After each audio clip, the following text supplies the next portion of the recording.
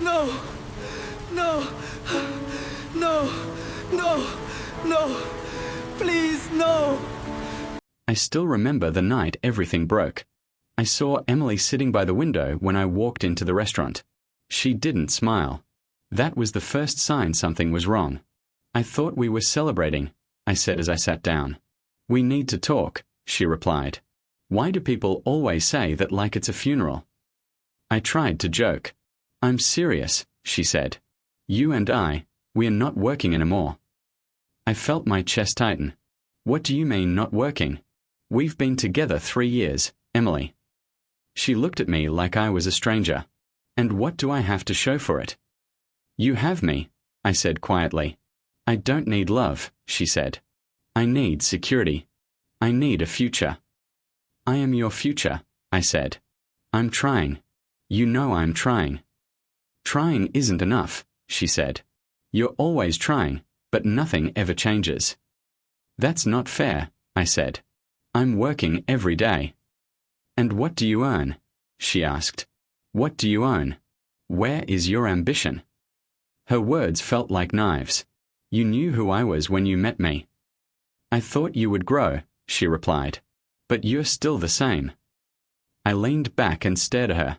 So what are you saying? I'm saying I can't waste my life waiting for you to become someone, she said. I am someone, I said, my voice shaking. She shook her head. Not the kind of someone I need. I didn't know what to say. My hands were shaking. Is there someone else? She didn't answer right away. That silence told me everything. Emily, I whispered, is there someone else? Yes, she said finally. The word felt heavier than anything I had ever heard. Who? I asked. His name is Daniel, she said. He owns a company. He knows what he's doing with his life. So that's it. I asked. You're leaving me for a rich guy. I'm leaving you for a man who has a future, she replied. I have a future, I said. She laughed, and that laugh hurt more than anything. You'll never succeed without me. I felt something break inside me. How can you say that? Because it's true, she said. I was the one who believed in you. I was the one who pushed you. Without me, you'll go back to being nothing. I never asked you to carry me, I said. But I did, she replied. And I'm tired now. So that's it. I asked. 3 years, and you just walk away. It's not just walking away, she said. I'm choosing a better life. And I'm not part of that life. I asked. She looked down for a moment. No. I felt like the air had disappeared. Did you ever love me? She didn't answer. Did you ever love me? I asked again. I did, she said softly. But love isn't enough. It was enough for me, I said. I'm sorry, she replied, but she didn't look sorry. Does he know about me? I asked. Yes, she said. He's waiting outside.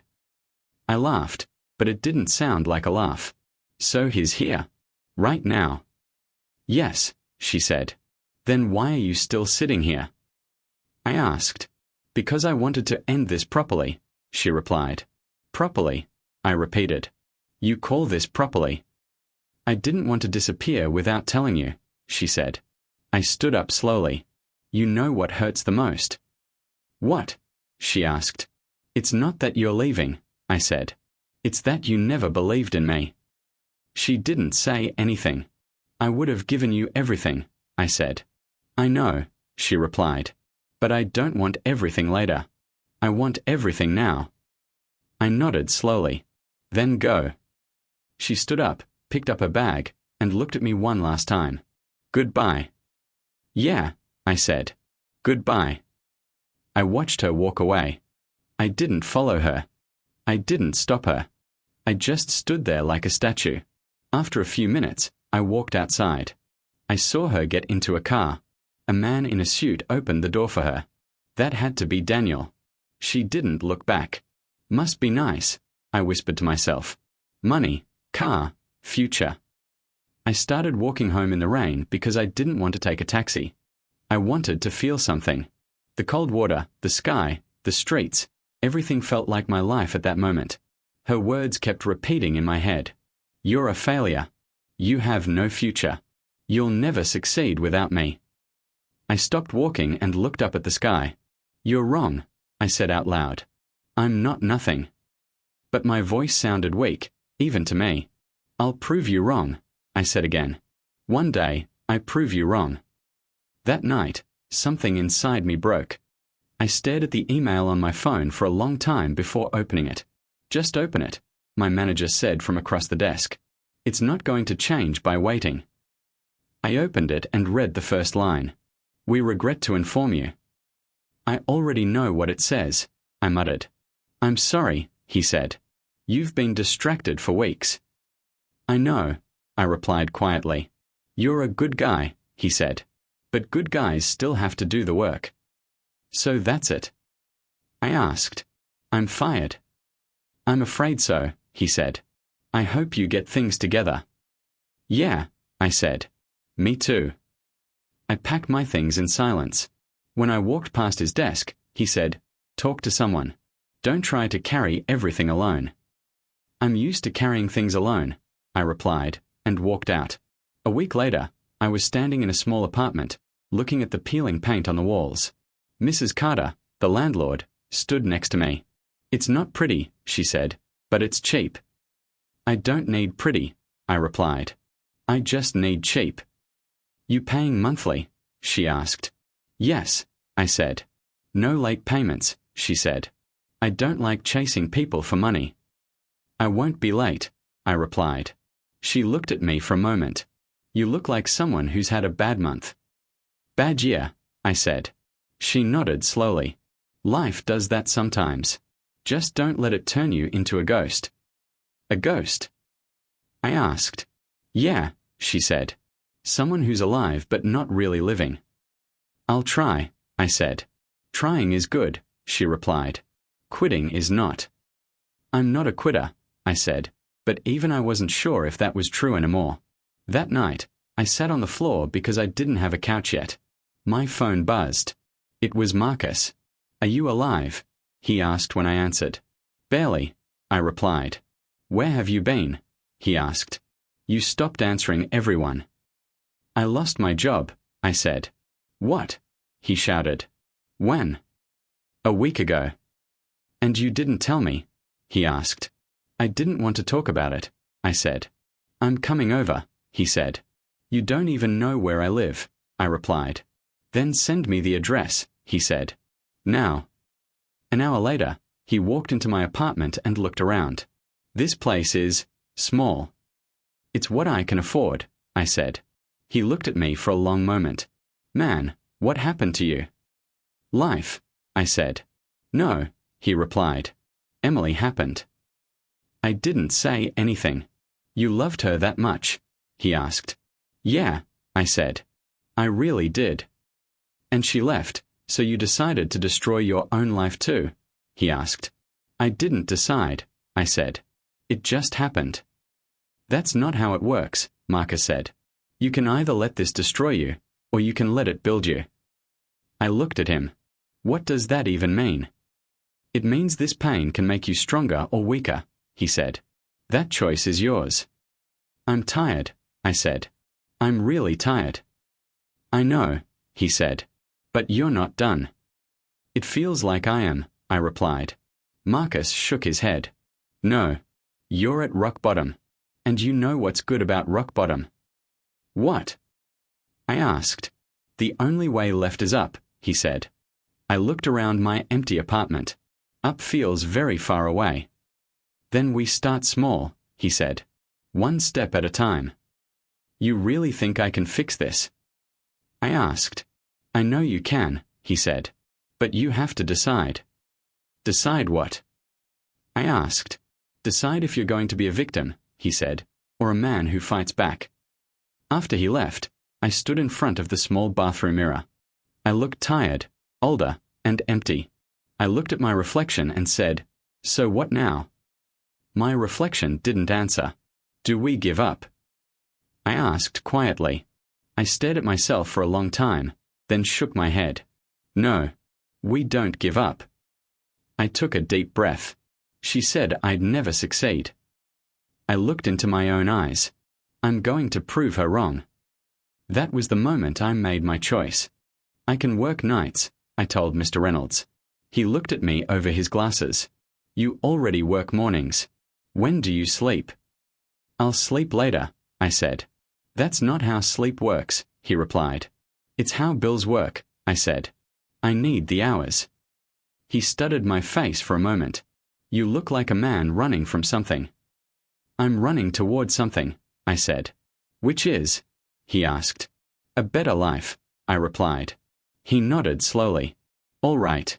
Night shift starts at 8. Don't be late. I won't, I said. Thank you. Don't thank me yet, he said. Night shift is not easy. Neither is being broke, I replied. That night, I started my second job. Around midnight, I was stacking boxes when a voice behind me said, You're new, right? I turned around. Yeah. First week. You stack like you're fighting the boxes, she said. I almost smiled. I'm fighting life. The boxes are just in the way. She walked closer and held out her hand. I'm Sophia. I shook her hand. Nice to meet you. You don't talk much, do you? She asked. I used to, I said. Now I just work. That bad? She asked. Yeah, I replied. She nodded. Well, if you ever want to talk instead of trying to destroy boxes, I'm usually here. Why would you want to listen to my problems? I asked. Because everyone has a story, she said. And I like stories. I looked at her for a moment. Maybe one day. Sure, she said. I'll hold you to that. A few days later, Marcus came over with coffee and a notebook. What's this? I asked. This, he said, is our future. I laughed. That's a cheap notebook for such a big future. Don't joke, he said. I'm serious. We need a plan. A plan for what? I asked. For your comeback, he said. I'm just trying to survive, I replied. Surviving is not enough, Marcus said. You said you want to prove her wrong, right? I didn't answer. Right? He asked again. Yeah, I said. I do. Then we build something, he said. Something that's yours. I don't have money to build anything, I said. Then we start with an idea, he replied. Ideas are free. I sat down. Okay. What kind of idea? We solve a problem, he said. People always pay to solve problems. So what problem do we solve? I asked. He smiled. That's what we figure out. Later that night at work, Sophia handed me a bottle of water. You look exhausted. I am, I said. Then why are you smiling? She asked. Because for the first time in a long time, I said, I feel like my life is not over. That's good, she said. What changed? I made a promise to myself, I replied. What kind of promise? She asked. That I won't stay a loser, I said. She looked at me seriously. You're not a loser. You don't know my story, I said. Then tell me, she replied. So I did. I told her about Emily, about losing my job, about the apartment, about everything. When I finished, Sophia was quiet for a moment. Then she said, She didn't leave you because you're a loser. Then why did she leave? I asked.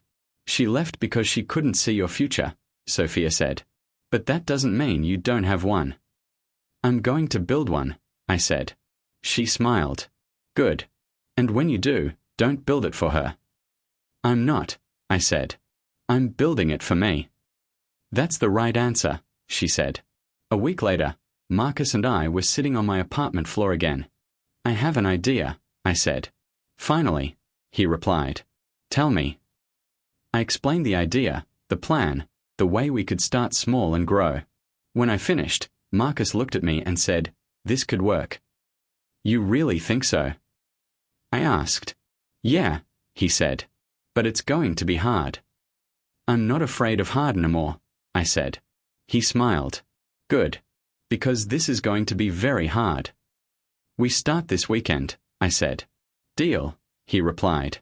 The next night at work, Sophia asked, "Why do you look so serious today?" "Because I'm about to change my life," I said. She smiled. "I like the sound of that." "I'm starting a business," I said. "Wow," she said. "That's a big step." "Yeah," I replied. "I'm scared." "Being scared is normal," she said. "Just don't let it stop you." "I won't," I said. As I walked home that night, I heard Emily's voice in my head again. "You'll never succeed without me." I looked up at the dark sky and said quietly, "Watch me." That was the promise I made to myself. "I think we have a problem," Marcus said. "That doesn't sound good," I replied. "It's not," he said. "The client pulled out." I stared at him. "What do you mean pulled out?" "I mean they're not investing," he said. "They said the idea is too risky." "But they said they liked the plan," I said. "They liked it," Marcus replied. "They just didn't like it enough." I sat down slowly. "Okay, we still have the other meeting next week." Marcus didn't say anything. "What?" I asked. "That one cancelled too," he said quietly. It felt like the room suddenly got smaller. "So that's it? Just like that?" "We still have some savings," he said. "We already used most of it," I replied. "We can try again," Marcus said. I laughed, but there was no humor in it. "Try again with what money?" He didn't answer. A week later, I opened an email and read it 3 times before I spoke. "It's a rejection," I said. Marcus rubbed his face. "That's the 5th one." "They all say the same thing," I said. "Good idea, wrong time. Potential, but too small. Come back later." "Later doesn't help us now," Marcus said. I threw the phone on the table. Maybe Emily was right. Marcus looked at me sharply. "Don't start that." "She said I would fail," I said. "And look at me. I failed." "You tried," he said. "That's not failure." "We lost our money," I replied. "That sounds like failure to me." "That sounds like business," Marcus said. I didn't reply. I just sat there, feeling empty. That night, I sat on the floor of my apartment holding the rejection letter. When Sophia walked in after her shift, she saw my face and immediately knew something was wrong. "What happened?" she asked. "We failed," I said. She sat down next to me. "Tell me." "We lost the investors," I said. "We lost the money. We lost everything." "You didn't lose everything," she said.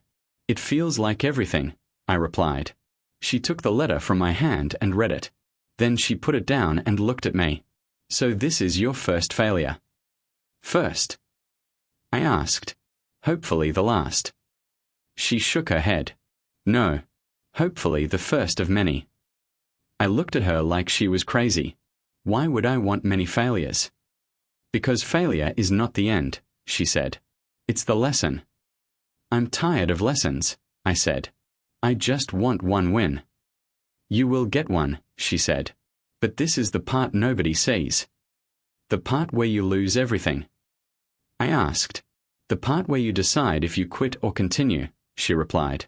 "I don't know if I can start again," I said quietly. Before she could answer, Marcus said from the door, "We are starting again." I looked at him. "With what money?" "I'll find a way," he said. "You can't keep saving me," I said. "I'm not saving you," Marcus replied. "I'm building with you." "There's nothing left to build," I said. "That's where you're wrong," he said. "We still have the idea, the experience, and the mistakes. That's worth something." I shook my head. "I feel like such an idiot." "Good," Marcus said. I looked up. "Good." "Yeah," he said. "Because idiots think they know everything. Smart people learn when they fail." Sophia nodded. "He's right." I looked at both of them. "Why are you two still here?" Marcus frowned. "What kind of question is that?" "I failed," I said. "You should both walk away before I drag you down with me." Sophia crossed her arms. "I'm not going anywhere." "Me neither," Marcus said. "We started this together. We finish it together." "There might not be a finish," I said. "There will be," Marcus replied. "But not if you quit now." I looked at the rejection letter again. I really thought this would work. Sophia spoke softly. This failure taught you more than success ever could. I took a deep breath. I hate that you're both right. Marcus smiled a little. Get used to it. I stood up slowly. Okay. Okay, what? Marcus asked. Okay, we try again, I said. Sophia smiled. That's the guy I know. I'm still scared, I admitted. Good, Marcus said. That means you care. I looked at both of them and nodded. Then let's do it again. But this time, we do it smarter. Marcus held out his hand. Together. I shook his hand. Together. Sophia put her hand on top of ours. Together. That night, I realized something important. Failure didn't break me. It tested me. I was meeting a small client at a restaurant when I saw her. Emily.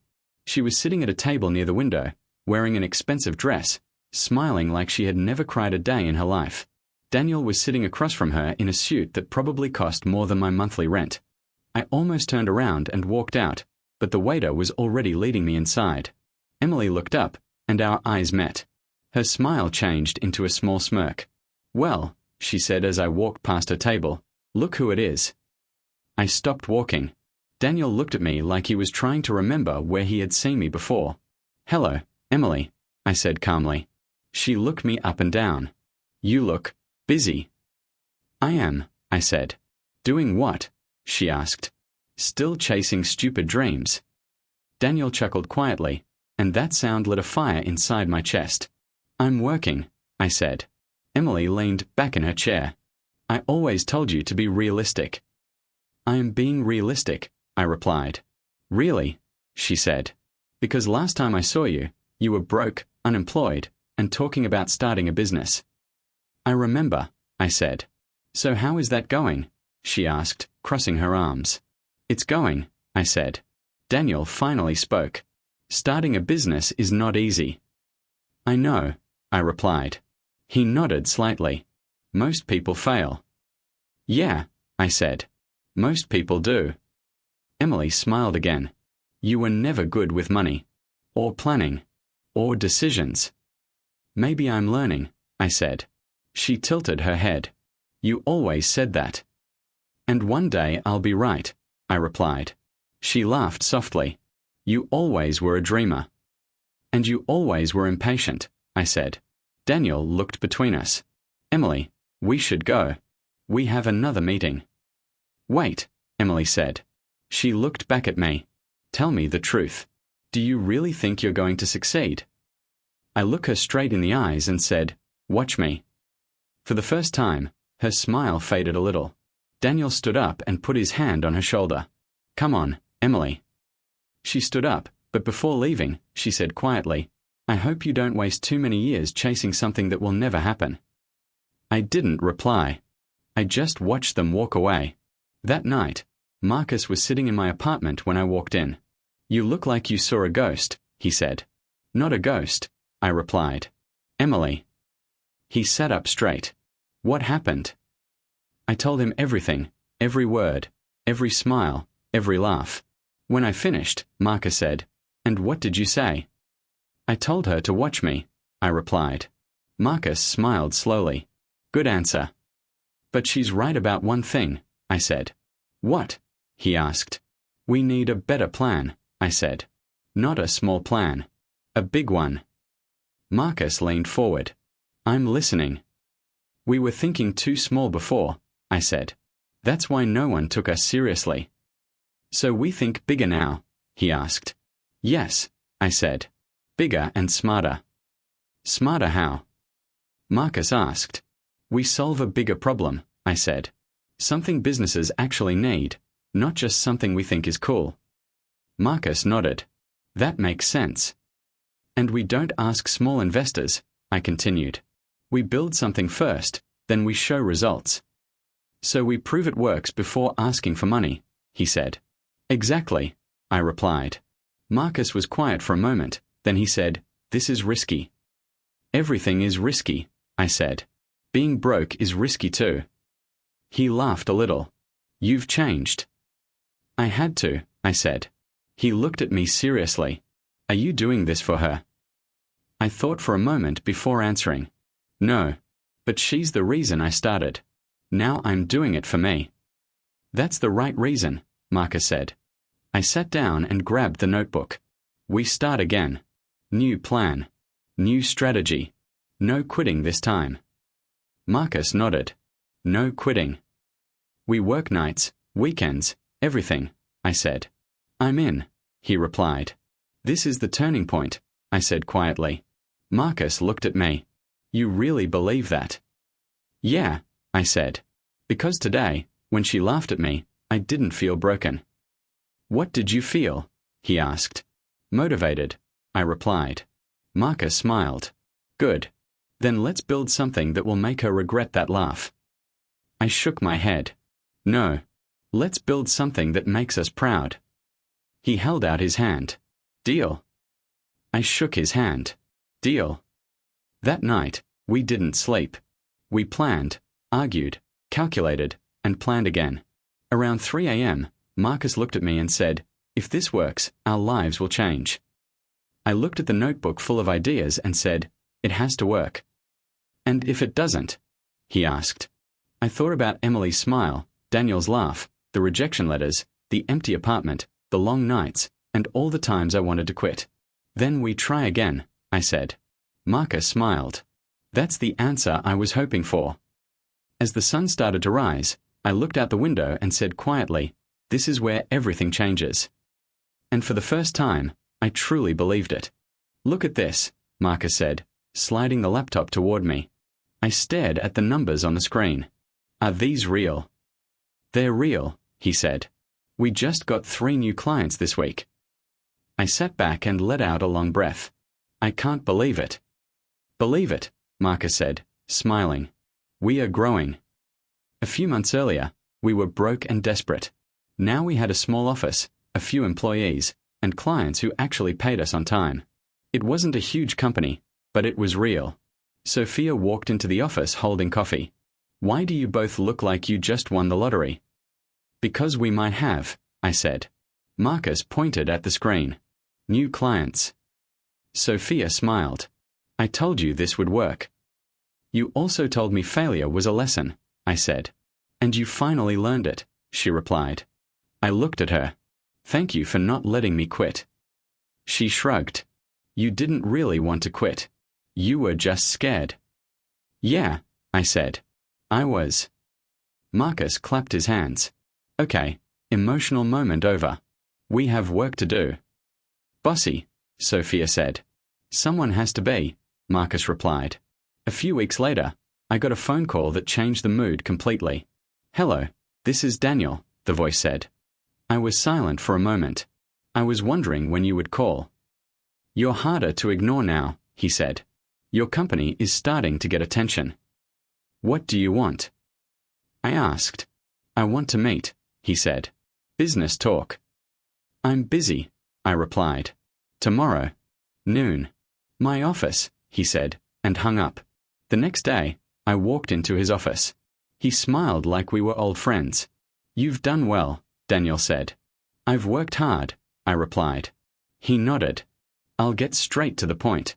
I want to buy your company. I almost laughed. No. He didn't look surprised.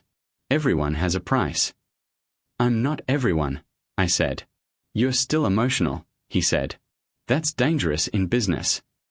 This isn't about emotion, I replied. This is about something I built. He leaned forward. If you don't sell, you'll become my competitor. And I don't like competitors. Sounds like a you problem, I said. He smiled slightly. Be careful. Business can be difficult. Life is difficult, I replied. I'm used to it.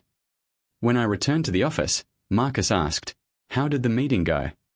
He tried to buy us, I said. Sophia's eyes widened. What did you say? I said no, I replied. Marcus grinned. I'm proud of you. He's not going to like that, Sophia said. I know, I replied. Which means he's going to try something else. A week later, something else happened. We lost the Parker account, Marcus said. What? I asked. Why? They said they got a better offer, he replied. Sophia looked at me. You think this is Daniel? Yes, I said. I'm sure of it. So what do we do?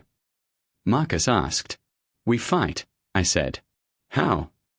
Sophia asked. Smart, I replied. Not emotional. Smart. The next day, I met with a lawyer named Laura. She looked at our documents and said, if he's trying to push you out unfairly, we can fight this. I don't want a long war in court, I said. Then don't fight in court, she replied. Fight in business. Be better than him. I plan to, I said. She smiled slightly. Good. Because men like Daniel don't lose because someone attacks them. They lose because of their own ego. I've noticed he has a lot of that, I said. Then use it, she replied. Back at the office, I told Marcus and Sophia everything. So this is war, Marcus said. Yes, I replied. But not the kind with guns. The kind with strategy. Sophia crossed her arms. Then we need to be smarter than him.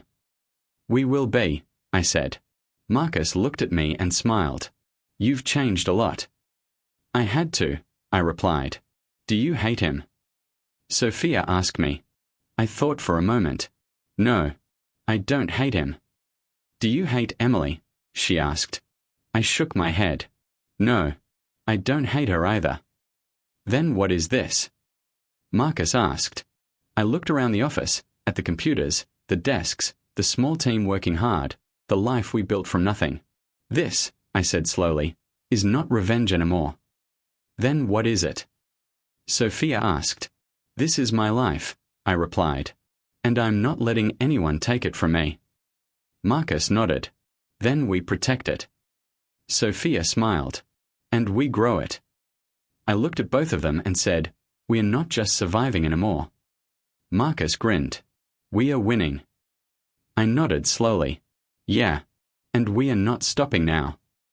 Have you seen the news?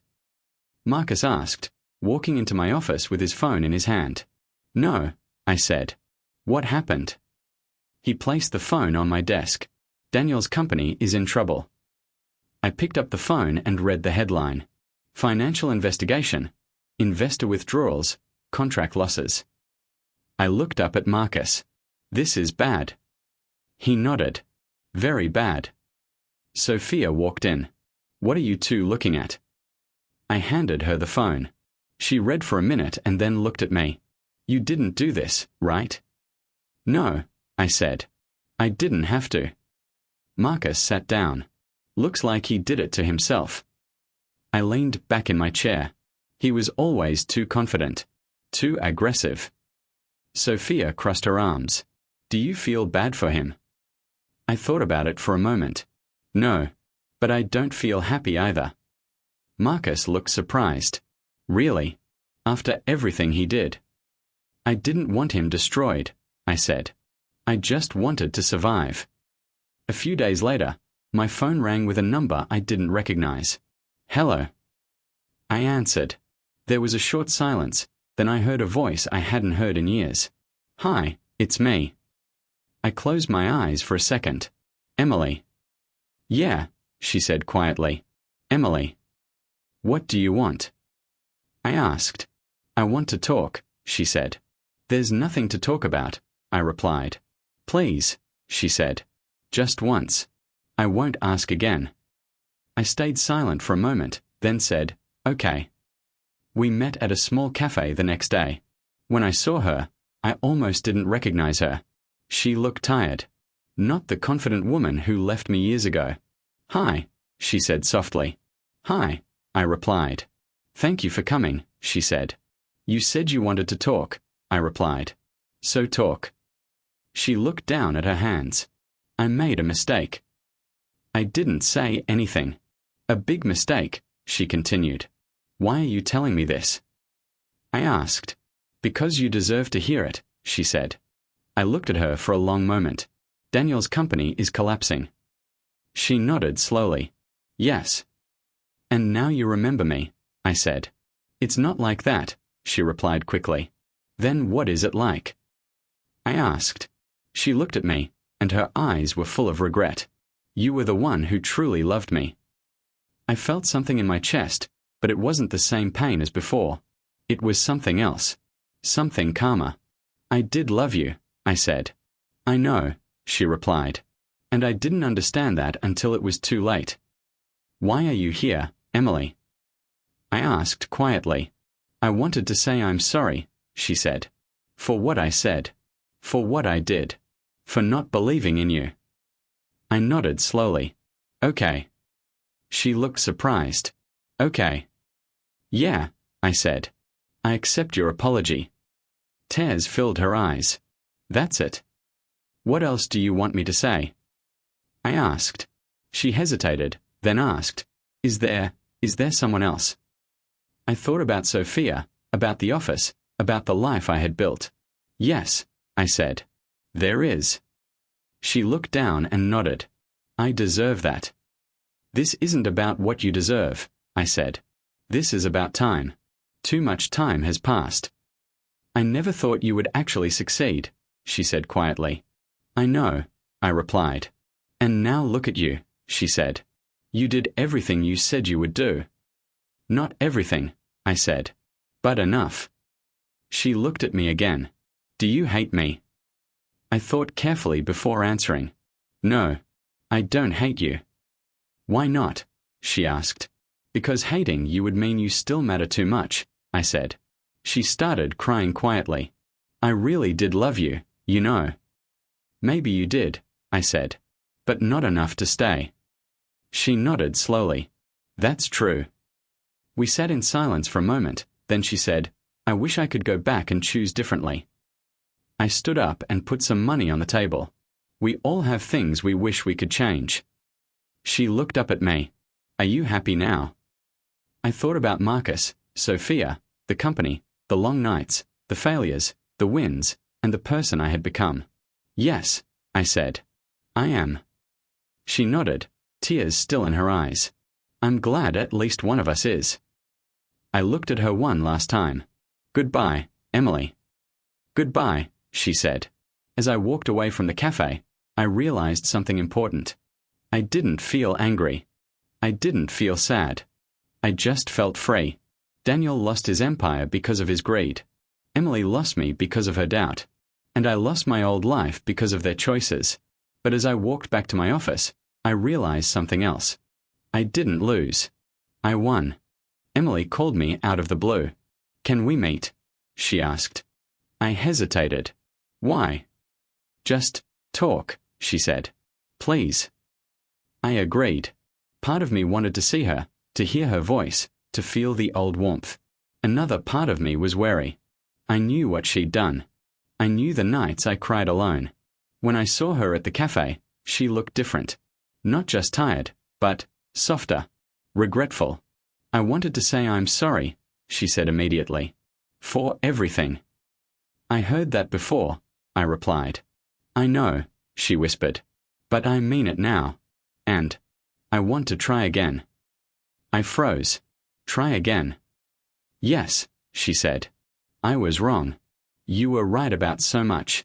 I want to start over. I looked at her. Really looked. I remembered the laughter, the late-night talks, the way she made me feel alive. My chest ached. And I'll be honest, she continued, I never stopped thinking about you. I kept quiet. Part of me wanted to jump back in, to forget the betrayal, to relive the love. But I also remembered the pain.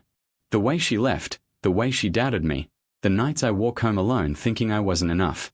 Emily, I began. Please, she said. I've changed. I've realized what matters. I took a deep breath. I don't hate you anymore, I said slowly. But I don't need you anymore. She blinked. You don't. No, I said firmly.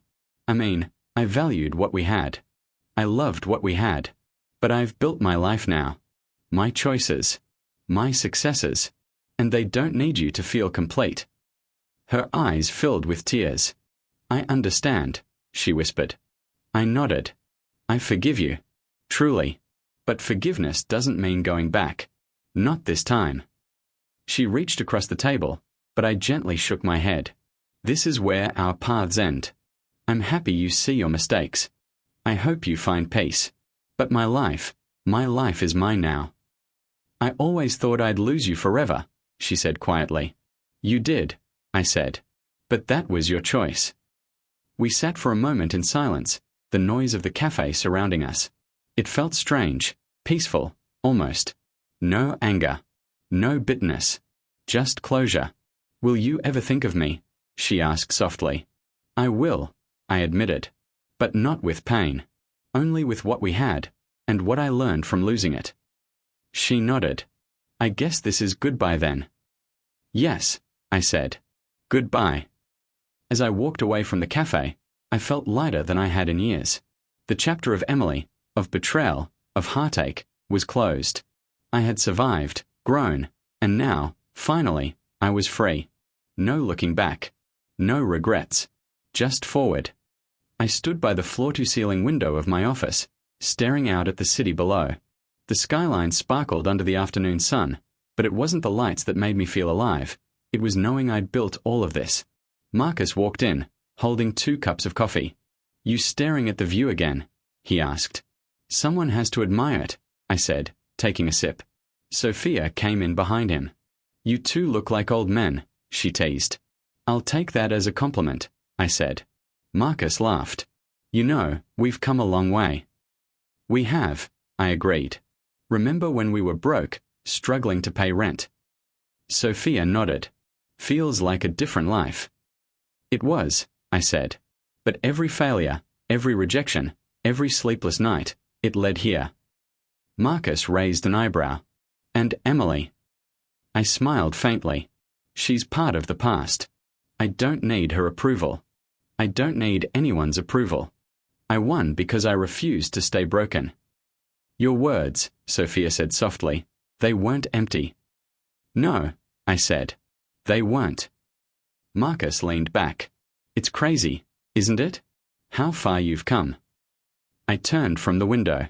Not crazy. Necessary. Her words, Daniel's arrogance, they all fueled me. They didn't destroy me, they built me. Sophia touched my shoulder.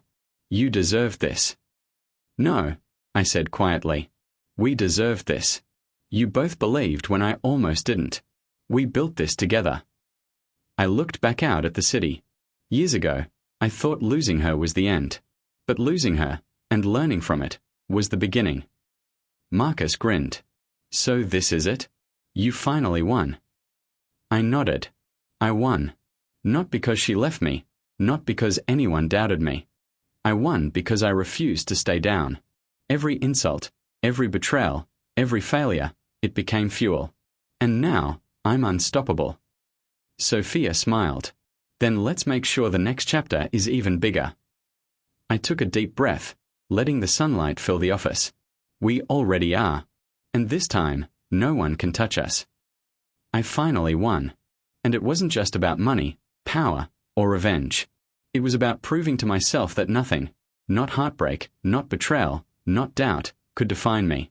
This was my life. My victory. My choice.